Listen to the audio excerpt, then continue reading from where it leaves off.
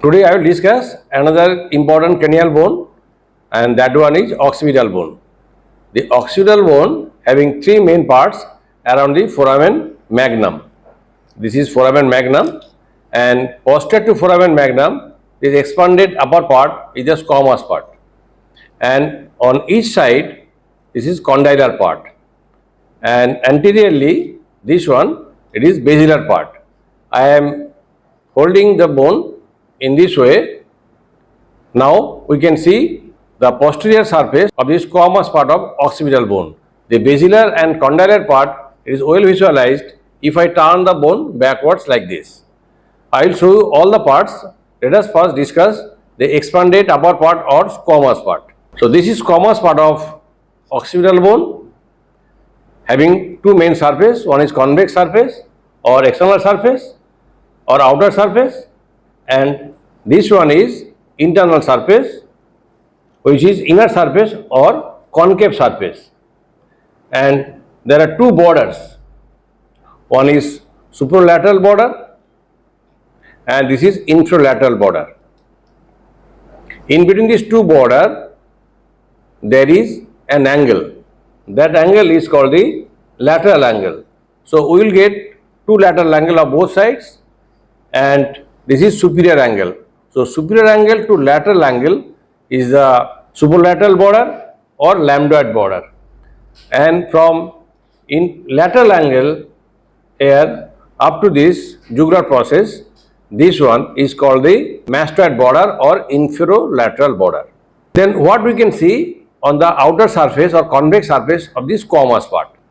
Here we can see one prominence. This prominence is called external occipital protuberance, and the most prominent point on this protuberance is called inion.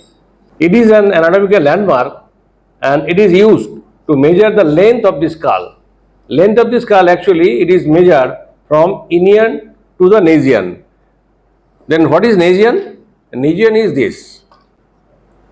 Anteriorly, this is the meeting point of the nasal notch in the midline with the nasal bone at the root of the nose. So nasion to inion here, this is the anteroposterior diameter we can measure. Then in the midline, extending from the external occipital protuberance up to the posterior margin of the foramen magnum, this is called the external occipital crest. This protuberance and the crest, here you will get the attachment of ligamentum nuchae. Ligamentum nuchae extends downwards up to the seventh cervical spine. Then we can see some lines, curved lines extending from the midline to the lateral side. From the external occipital protuberance, one faint line, faint ridge is there. This is called highest nuchal line. Line just below it, but this is prominent, going laterally from the external occipital protuberance. This is called superior nuchal line. And another nuchal line, almost from the middle part of this external occipital crest, going laterally up to this is called inferior nuchal line. So three lines: highest nuchal line, superior nuchal line and inferior nuchal line. There are so many attachments in between these areas and also on the lines. I will discuss the attachments afterwards. Then I am turning the bone, and now we can see the inner surface of this squamous part. Here in the midline, this is one elevation or prominence, this one, and this is called internal occipital prominence. Here one crest is there extending from the prominence up to the posterior margin of foramen magnum. This is called internal occipital crest. In the lower part, the occipital crest here is diverging, forming a fossa here or depression here called Vermian fossa, because this fossa lodges the inferior vermis of cerebellum. Then we can see so many sulcus, and these sulcus divide the surface into four areas. This sulcus here is called superior sagittal sulcus because this lodges the superior sagittal sinus. Then right and left transverse sulcus on both sides. This sulcus also lodges the transverse sinus. Then what is the structure attached at the margin of the sulcus? Here around the superior sagittal sulcus, the fold of durameter attached is the falx cerebri, and along the margin of this transverse sulcus, here you will get the another fold of durameter, that is tentorium cerebelli on both sides, and in the internal crest here another fold of durameter between the two cerebellum, it is called falx cerebelli. So falx cerebri, falx cerebelli and tentorium cerebelli, and yet 4 fossa are there. Upper 2 fossa are triangular for the lodgement of occipital pole of the occipital lobe of cerebral hemisphere, and this lower quadrilateral area for the cerebellum, one on each side. Then come to the condylar part. If I turn it, these 2 parts on both sides of the foramen magnum is the condylar part. But we must know what is the line of demarcation between the squamous part and condylar part and basilar part. What is the line of demarcation?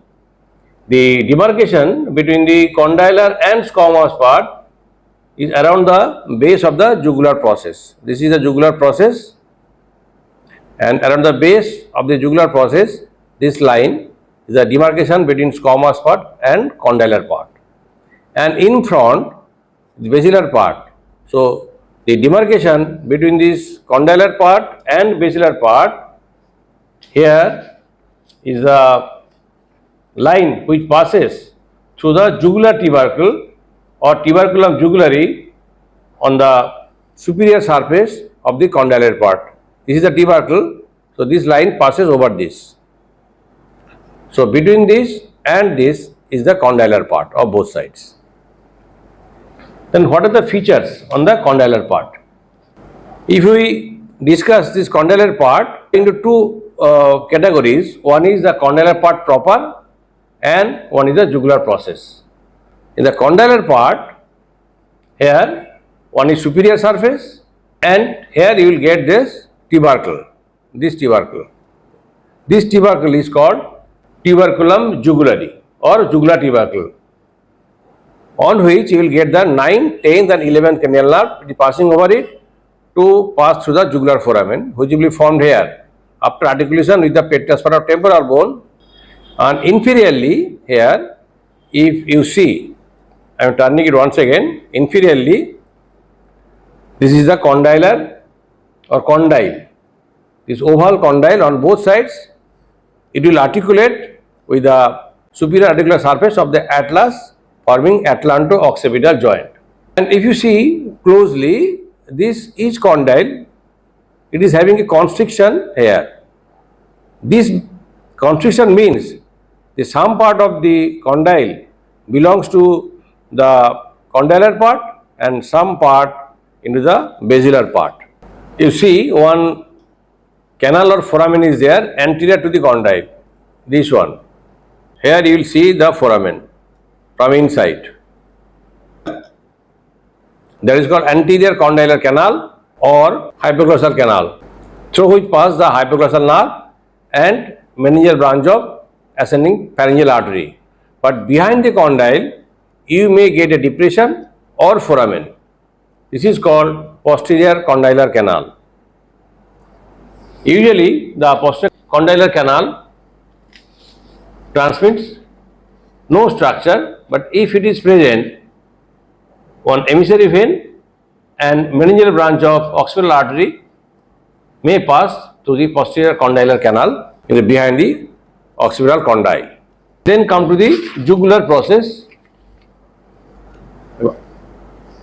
This is jugular process or jugular part, here having 2 surface, upper surface and lower surface.